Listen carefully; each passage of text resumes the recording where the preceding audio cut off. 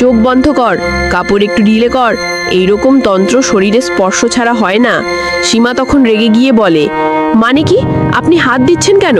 গভীর রাত, নির্জন জঙ্গল, এক কুমারী মেয়ে আর এক সাধু। যে সাধু ছিল না সাধু, বরং ছিল এক নরপিশাচ। বিশ্বাসের নামে কি ভয়ানক খেলা হতে পারে তা আজ আপনি নিজে দেখবেন। সীমা সহজ সরল একজন 18 বছরই মেয়ে, তার মা অসুস্থ। সাধু 50 বছর বয়সী ছদ্মবেশী ঠগ। সীমা তার অসুস্থ মাকে নিয়ে চিন্তিত।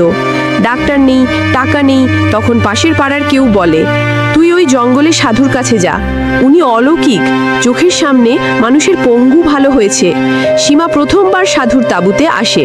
সাধু চোখ বুজে ধ্যান করে বলে, তোর কপালে খুব কালো ছায়া, তোর শরীরেই রোগ ঢুকছে, রাতে আয় নির্জনে, না আসলে তোর মা মরবে এবং তার সাথে সাথে তুইও মারা পড়বি। তখন সীমা বলল, মায়ের জন্য আমি যে কোনো কিছু করতে পারি বাবা। সে ভাবছে সাধু সত্যি জাদু জানেন। তারপরে সীমা বাসায় চলে যায় এবং রাতে তার মাকে বাসায় রেখে সে একাই এই জঙ্গলের সাধুর কাছে চলে আসে। তখন সাধু বলে, চোখ বন্ধ কর, কাপড় একটু ঢিলে কর, এইরকম তন্ত্র শরীরে স্পর্শ ছাড়া হয় না। সীমা তখন রেগে গিয়ে বলে, মানে কি? আপনি হাত দিচ্ছেন কেন? তাঁবুর ভেতর ঘন ধোঁয়া, মন্ত্র, আগরবাতি, আলো নরম। সাধু আবারও বলে, চোখ বন্ধ কর, চোখ বন্ধ কর, কাপড় একটু ঢিলে কর, এইরকম তন্ত্র শরীরে স্পর্শ ছাড়া হয় না। তখন সীমা বলে, না আমি পারবো না।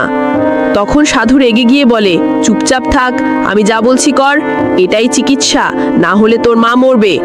সীমা তখন সাধুর কথাটি শুনে অনেক ভয় পেয়ে গেল। সে কি করবে বুঝতে পারছে না। তখন সীমা মাথায় একটা আইডিয়া এলো। সে ভাবলো, আমার মা তো এখানে নেই, তাহলে আমি এত চিন্তা করছি কেন? সীমা তখন মনে সাহস নিয়ে সাধু বাবাকে বলল, আপনি একটা পিশাচ, আপনি সাধু না, একটা জানোয়ার।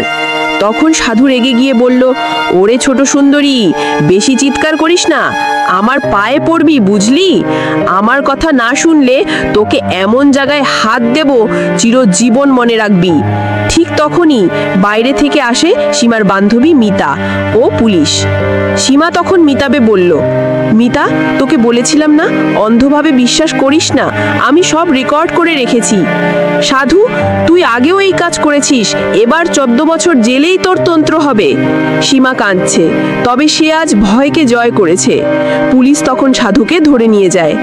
এই সমাজে এমন অনেক মুখোশধারী আছে যারা ধর্ম, তন্ত্র, চিকিৎসা এসব নাম নিয়ে চলে নরপিশাচের মতো। মেয়েরা যদি না জাগে, সমাজ কবে জাগবে? সাবধান হন, সচেতন হন, চোখ বন্ধ করে বিশ্বাস করবেন না। এই সমাজে সবচেয়ে ভয়ঙ্কর লোকটা হলো সেই যে বিশ্বাসের মুখোশ পরে আসে। অন্ধবিশ্বাস মানুষকে গর্তে ঠেলে দেয়। সতর্ক হন, মেয়েরা মুখ খুলুক, প্রতিবাদ করুক, তাহলেই বন্ধ হবে এমন অন্যায়। সত্যি যদি সাধু হতেন, তবে সীমার শরীর নয়, তার বিশ্বাস রক্ষা করতেন।